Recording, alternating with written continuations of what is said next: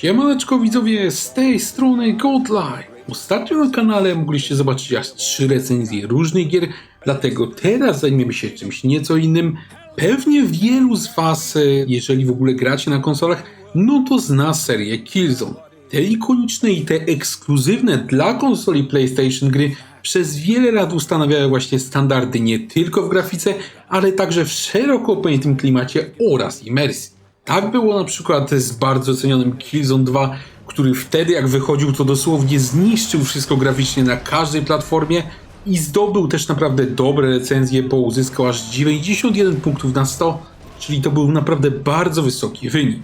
Później wyszedł Killzone 3, który chociaż zdobył troszeczkę niższe oceny, no to dalej klimat i grafikę w tej grze jeszcze bardziej poprawił, oferując tam prawdziwe cuda i to arcydzieło było dostępne również tylko na PlayStation 3.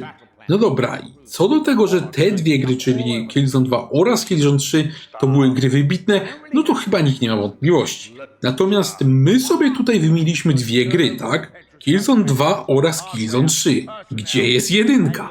Otóż oryginalny pierwszy Killzone, on się nigdy nie spotkał z jakimś tam bardzo ciepłym przyjęciem zarówno graczy, jak i recenzentów i w dużej mierze on jest po prostu zapomniany. Oryginał tej gry na PlayStation 2 cieszył się średnią ocen na poziomie gdzieś tak 70, czyli w sumie nieźle, natomiast remaster na PlayStation 3 w postaci Killzona HD to uzyskał już zaledwie 59 punktów, co stawia go obok całego multum produktów już niezbyt dobrych ani ciekawych. I w internecie można znaleźć sporo informacji, że ten pierwszy Killzone, że on się bardzo różni od tych kolejnych części. Wiele osób wprost twierdzi, że w niego nie warto grać, bo jest po prostu słaby. Otóż, drodzy widzowie, ja niedawno zakupiłem oryginalne PlayStation 3 i dzięki waszemu wsparciu dysponuję też nagrywarką obrazu. Jako że naprawdę lubię Killzona, to postanowiłem sprawdzić, czy ta gra rzeczywiście jest tak kiepska, jak ją malują i czy w Killzona 1 dziś warto zagrać. Zapraszam na materiał. Na początek tradycyjnie chciałbym wam nieco przybliżyć, o czym w ogóle jest ta gra i o co w ogóle tutaj chodzi. Killzone to jest gra typu FPS, czyli to jest strzelanina. Akcja tego tytułu ma miejsce w przyszłości, a konkretnie to w XXIV wieku i to wszystko się dzieje poza Układem Słonecznym, bo to jest w systemie Alpha Centauri, czyli całkiem niezły kawałek stąd. W tej grze wcielamy się w jednego z 4 żołnierzy takiego sojuszu międzyplanetarnego zwanego ISA, którzy stacjonują na planecie Vecta. I ta planeta Vecta jest takim głównym ośrodkiem właśnie w tym układzie Alpha Centauri. Oprócz samej Vecty w Układzie Gwiezdnym znajduje się jeszcze jedna zamieszkała planeta, czyli Helghan i ten Helghan jest super zaawansowanym ośrodkiem przemysłowym, który dostarcza prąd i surowce dla połowy kosmosu. W prologu gry my się dowiadujemy, że Helghan po jakimś czasie ogłosił niepodległość, a rząd na nim przejął kontrowersyjnie oraz faszystowski lider zwany Visari. Zaraz po tym kroku rząd Helghanu szybko zmienia swoją planetę z ośrodka przemysłowego w militarną superpotęgę i atakuje planetę Vecta. I akcja gry rozpoczyna się właśnie w momencie, gdy żołnierze Helghanu szturmują Vectę i to my mamy ich powstrzymać. I to w sumie tyle, jeżeli chodzi o podsumowanie, o co tutaj chodzi w tej grze. Natomiast w przypadku tego tytułu, oprócz samego settingu, jest ważne coś jeszcze, a mianowicie czas, kiedy ten tytuł wychodził. Otóż w 2001 roku miała premierę inna gra FPS, która okazała się gigantycznym hitem i na zawsze zmieniła rynek FPS-ów. Mowa tutaj oczywiście o Halo Combat Evolved, które wyszło tylko na PC-ta i tylko na Xboxa i ono właśnie ominęło PlayStation. Sony oczywiście to wkurzyło i postanowili, że oni zrobią swój hit. Tak powstał właśnie Killzone, który przed premierą był nazywany killerem Halo i wyszedł 3 lata po nim, czyli w 2004 roku. Sprawdźmy więc, jaki naprawdę jest Killzone. Jeżeli odpalimy tą grę, to pierwsze co nas w tej grze zaskoczy, to jest fakt, jak odmienny jest ten tytuł od większości strzelanek na rynku, nie mówiąc już o tym, jak bardzo odmienny jest od swojego bezpośredniego konkurenta, czyli wspomnianego już Halo. Otóż w Halo czy w większości strzelanin na rynku my się poruszamy dość szybko, tam są takie starcia dość dynamiczne, dużo się w tych grach dzieje, są jakieś wybuchy i tak dalej, i tak dalej. Teraz spójrzcie sobie teraz na tego Killzona i zobaczcie, jak w to się gra. Zobaczcie, nasza postać w tej grze porusza się naprawdę dość powoli. Jest tutaj niby opcja biegu, natomiast biec można też tylko przez chwilę i w większości się po prostu chodzi. Popatrzcie teraz sobie na broni, jak się z tej broni strzela. W Halo czy w większości strzelanek, no to karabiny wypluwają dosłownie masę pocisków na sekundę i jest duża zadyma, szczególnie jak się strzela z jakichś pistoletów maszynowych czy też jakiejś broni mniejszego kalibru.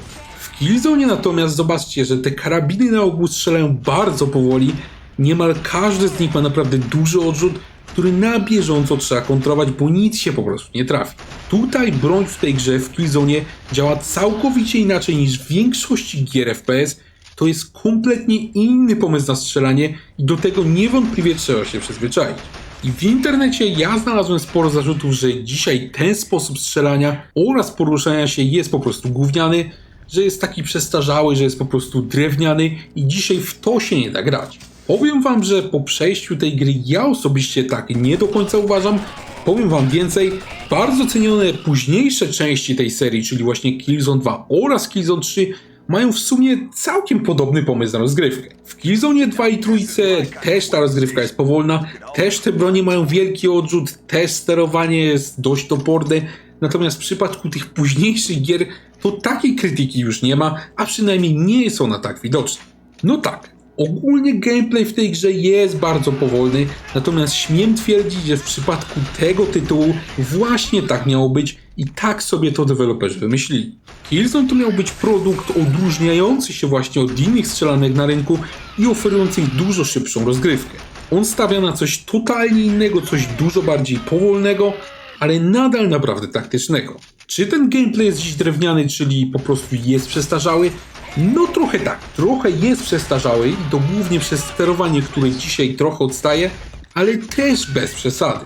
Niektórzy ludzie w internecie argumentowali, że świat tej gry jest strasznie zamknięty, że tu są niewidzialne ściany wszędzie, natomiast ja też nie zauważam tutaj aż takiego zamknięcia tej gry.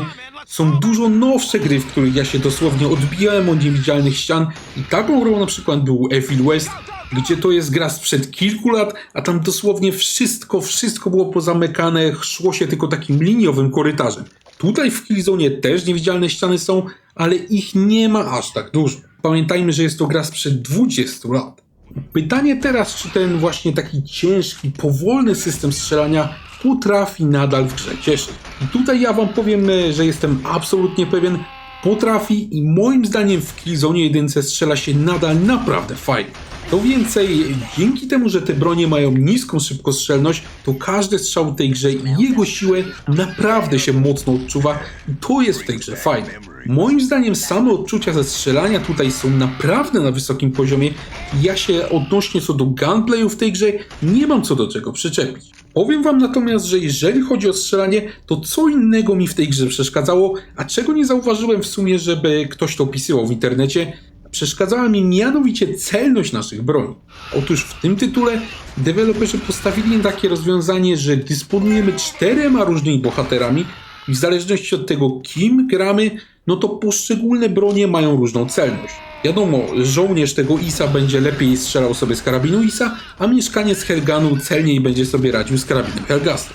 Pomysł ten ogólnie w teorii jest fajny, natomiast to w grze nie zostało dostatecznie zaznaczone i w sumie można w ogóle o tym nie wiedzieć, a poza tym często zdarza się, że po prostu do tej broni, którą nasz wojak ma opanowaną najlepiej, często brakuje amunicji.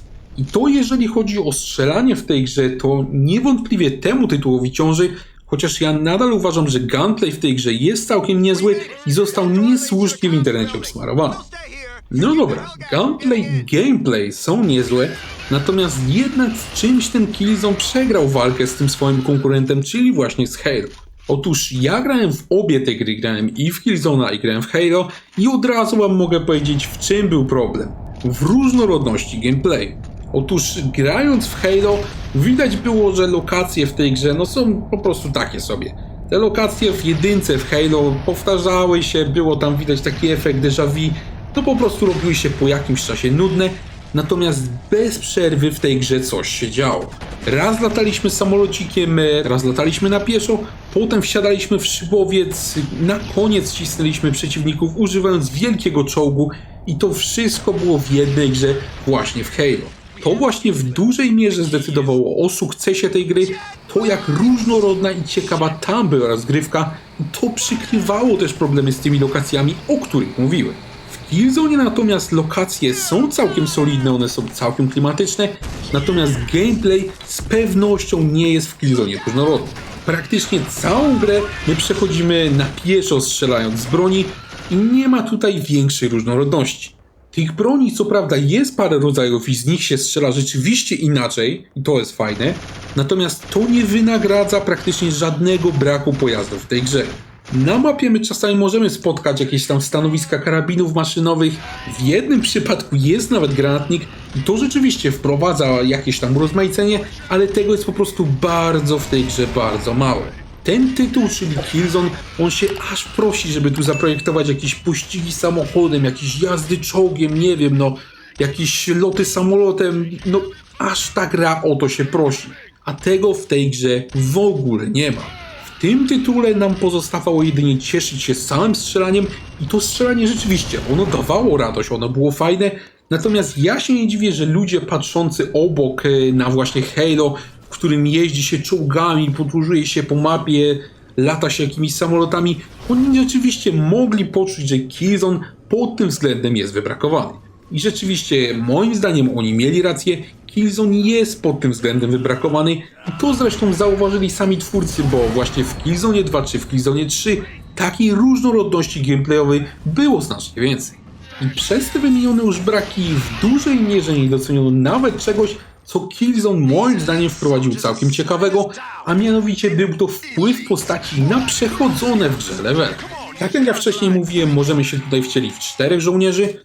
Mamy do wyboru żołnierza Isa o imieniu Jan, mamy kobietę asasyna zwaną Luger, mamy wielkiego kolesia z krową, który nazywa się Rico oraz mamy szpiega o imieniu Haka. I co ciekawe, te 4 postacie różnią się od siebie nie tylko właśnie w celności broni, czy na przykład w ilości HP, ale tymi 4 postaciami przechodzimy niby tą samą kampanię, natomiast levele się zmieniają. Weźmy tutaj na przykład tą asasynkę, czyli właśnie tą Luger. Jak będziecie przechodzili grę innymi postaciami, to zauważycie, że w niektórych miejscach na mapie są rozstawione takie linie do wspinaczki oraz szyby wentylacyjne. No i do nich by się chciało wejść. Natomiast się nie da. Dlatego, że te szyby i te liny pozostawione są właśnie dla tej postaci Luger. I tylko ona może z tych elementów korzystać. Gdy właśnie gramy Janem, to w przypadku tej lokacji musimy przebić się przez całe podwórko przeciwników, żeby dotrzeć do kolejnego etapu. Natomiast w tym samym momencie, jeżeli gramy Luger, no to możemy skorzystać z liny, która tutaj jest po lewej stronie, żeby dotrzeć na wyżej położony teren i ominąć większość przeciwników. No, myślę, że to jest rozwiązanie ciekawe i myślę, że przyznacie, że to jest naprawdę fajne. I chociaż finalnie na mapach tego rodzaju elementów nie było zbyt wiele i to też było krytykowane, to i tak moim zdaniem za sam pomysł należą się plusy. Szkoda, że nie wykorzystano go również w innych grach, bo niewątpliwie moim zdaniem był to element trafiony i ciekawy. I ostatnie, z czym się zetknąłem w kontekście Killzone 1 w internecie, to były zarzuty co do grafiki. W porównaniu do kolejnych części serii, czyli do 2 czy 3, no to 1 oczywiście dzisiaj wygląda bardzo, bardzo biednie, natomiast myślę, że ludzie krytykując grafikę w tej grze zapominają o jednej rzeczy. Otóż Killzone 1 to jest w zasadzie gra z PlayStation 2. Ona co prawda później wyszła na PS3, natomiast tylko dlatego, że Sony zdecydowało się zrobić remaster tej gry. Na PlayStation 3 kupując Killzone 1 otrzymujemy więc grę, która natywnie działała na konsoli sprzed 24 lat. Jej wygląd możecie teraz zobaczyć na ekranie. No drodzy widzowie, wydaje mi się, że jak na tak stary tytuł, to nadal ta gra wygląda całkiem nieźle. Na tyle nieźle, że ja dzisiaj nie miałem żadnych problemów, żeby w ten tytuł zagrać. I chociaż oczywiście zdaję sobie sprawę, że niektórzy z was mogą już na to tak nie patrzeć i dla was ta grafika jest po prostu zbyt słaba, no to jeżeli ktoś jest obcykany z takimi starszymi tytułami, to mi się wydaje, że jemu to nie będzie przeszkadzać. Moim zdaniem ta gra ciągle wygląda nieźle. Jedyne do czego się mogę przyczepić w tym tytule to są filmiki, których niestety nie zremasterowano i są one strasznie rozpikselizowane. Natomiast my je widzimy w zasadzie tylko pomiędzy rozdziałami, więc bardzo, bardzo rzadko. Reszta tej gry, czyli modele, czyli tekstury, one są w sumie całkiem w porządku. Jak na tak stary tytuł, to mi się wydaje, że ciągle stoją na całkiem wysokim poziomie.